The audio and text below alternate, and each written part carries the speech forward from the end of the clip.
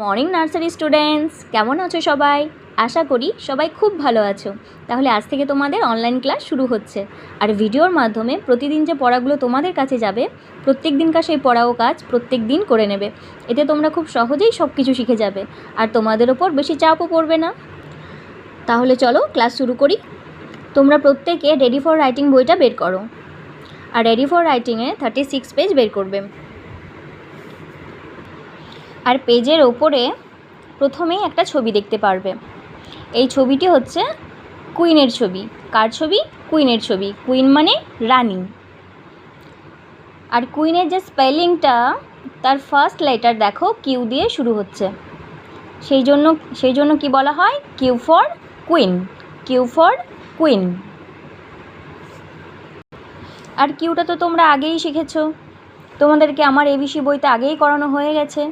এখন যেটা তোমাদেরকে শেখানো হবে সেটা হচ্ছে কিউ লিখতে শেখানো হবে। তোমরা বইয়ের দিকে তাকালে দেখতে পাবে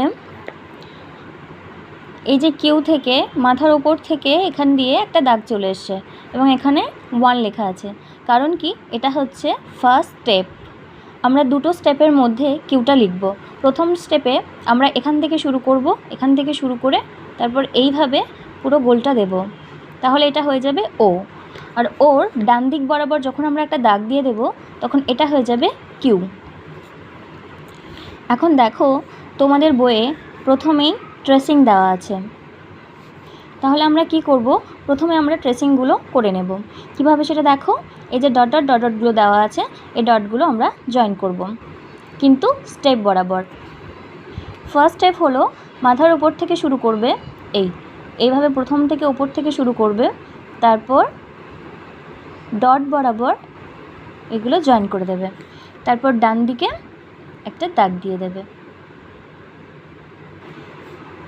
তারপরেরটাও দেখে নাও, একইভাবে করব।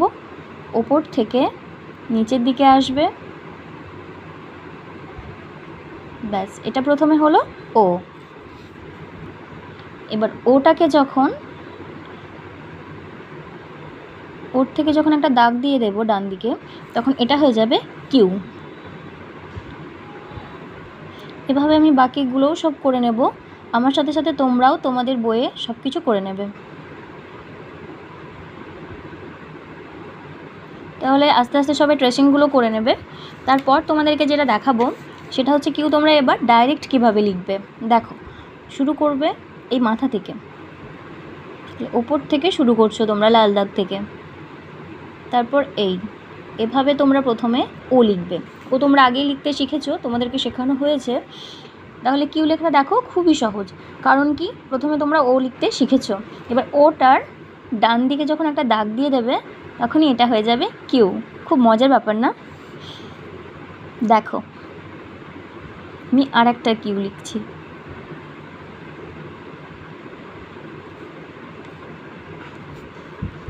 এভাবে তোমরা পুরো পাতাটা সম্পূর্ণ করবে আর খুব সুন্দর করে লিখবে। আর যদি তোমরা এটা শিখে যাও তখন বাড়ির খাতাতেও প্র্যাকটিস করবে। কারণ কি? তোমরা যত বেশি লিখবে তত বেশি ভালো করে লেখাগুলো শিখে নিতে পারবে। তাহলে আজ এই পর্যন্তই। টাটা।